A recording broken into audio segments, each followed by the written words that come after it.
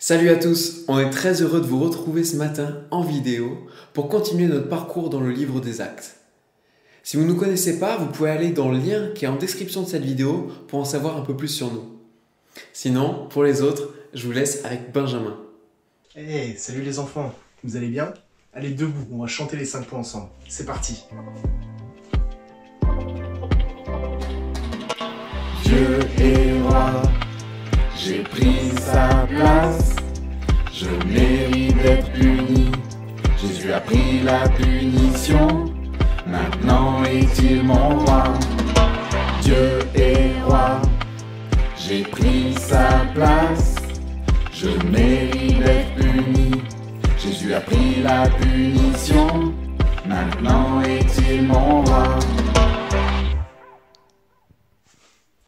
La semaine dernière avec Alice, et même la semaine encore avant avec Valérie, on a parlé d'un juif qui ne met pas du tout les chrétiens.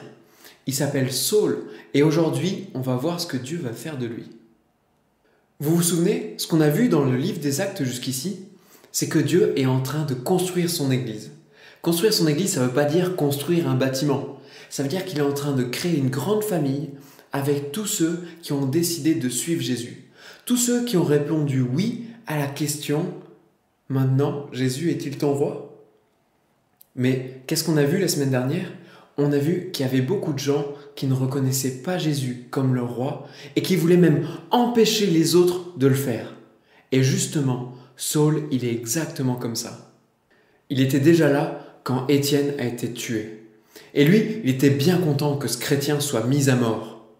En fait, son but, à lui, c'est de détruire l'église de Jésus. Et pour ça, il va de maison en maison pour chercher les chrétiens et mettre le plus d'hommes et de femmes possible en prison.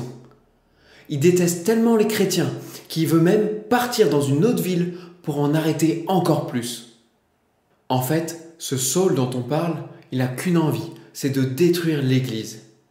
Il est comme un gros bulldozer qui serait là pour tout casser, pour détruire un beau bâtiment.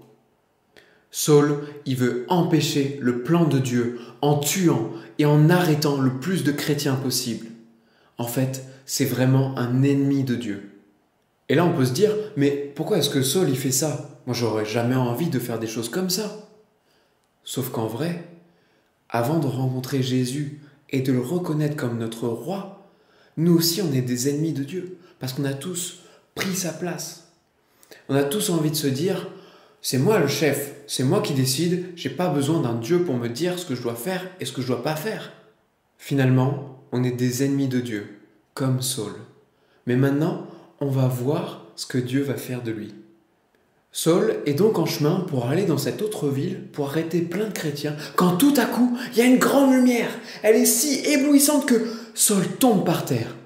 Et là, il y a une voix qui lui dit, « Saul, Saul, pourquoi est-ce que tu me persécutes? Pourquoi est-ce que tu cherches à me faire du mal ?» Cette voix qui vient du ciel, c'est celle de Jésus. Saul va quand même aller dans cette ville, sauf que maintenant, il est complètement aveugle. Et il est tellement choqué par ce qui vient de se passer que pendant 3 jours, il va rien manger ni rien boire du tout. Pendant ce temps-là, il y a un chrétien qui s'appelle Ananias qui a une vision. Dans cette vision, le Seigneur lui dit « Ananias, sors de chez toi et va trouver Saul. Il est aveugle, mais tu vas aller le voir et le guérir. » Quoi? Saul? Mais j'ai déjà entendu parler de Saul, c'est celui qui met tous les chrétiens en prison. Tu veux que j'aille le voir?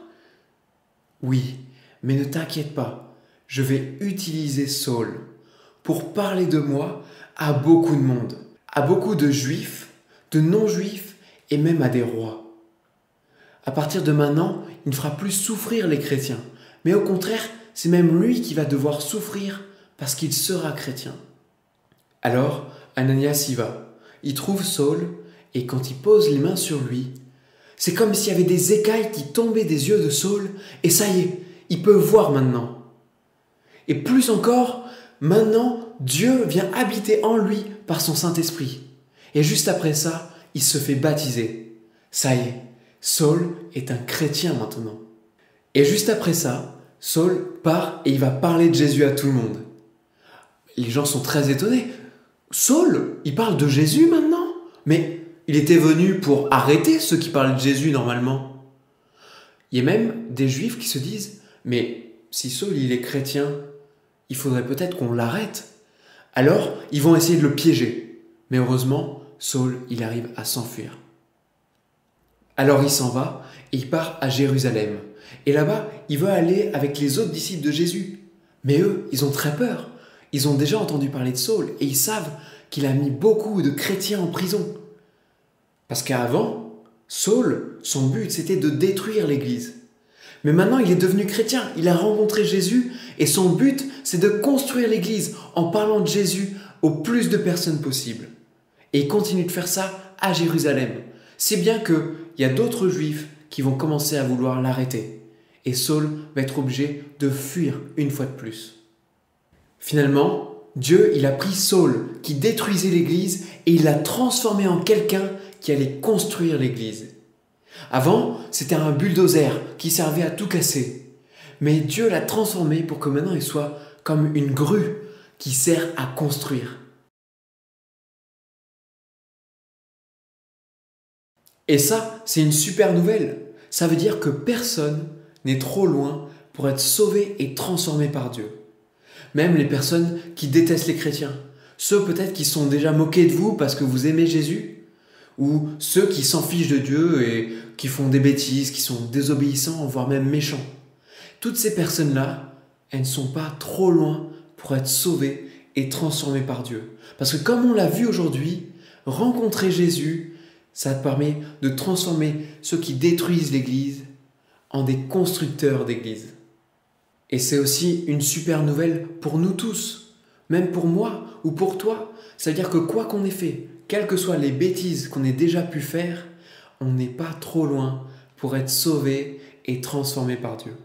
Grâce à Jésus, on peut tous passer d'ennemis de Dieu à des instruments utilisés par Dieu. Donc ma question pour toi aujourd'hui, c'est: est-ce que toi aussi, tu veux passer d'ennemi de Dieu à un instrument que Dieu va pouvoir utiliser? Pour terminer, je vais prier. Seigneur, je te remercie parce que tu es vraiment capable de transformer tes ennemis en des constructeurs d'église. Seigneur, je ne veux plus être ton ennemi, mais s'il te plaît, fais de moi un instrument pour que beaucoup de personnes puissent te connaître. Amen. Et voilà, c'est terminé. Merci beaucoup de m'avoir écouté. Pour finir, on a une surprise pour vous. Une toute nouvelle chanson qu'on va vous apprendre et qui parle de ce qu'on a vu dans les actes. Donc si tu veux, là où tu es, tu peux te lever et la chanter avec nous. La parole de Dieu se répand, vraiment très loin elle se répand.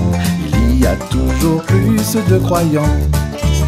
Jésus envoie tous ses amis avec la puissance de l'Esprit pour faire connaître à tous la bonne nouvelle. La parole de Dieu se répand, vraiment très loin elle se répand. Il y a toujours plus de croyants. Jésus envoie tous ses amis avec la puissance de l'Esprit pour faire connaître à tous la bonne nouvelle.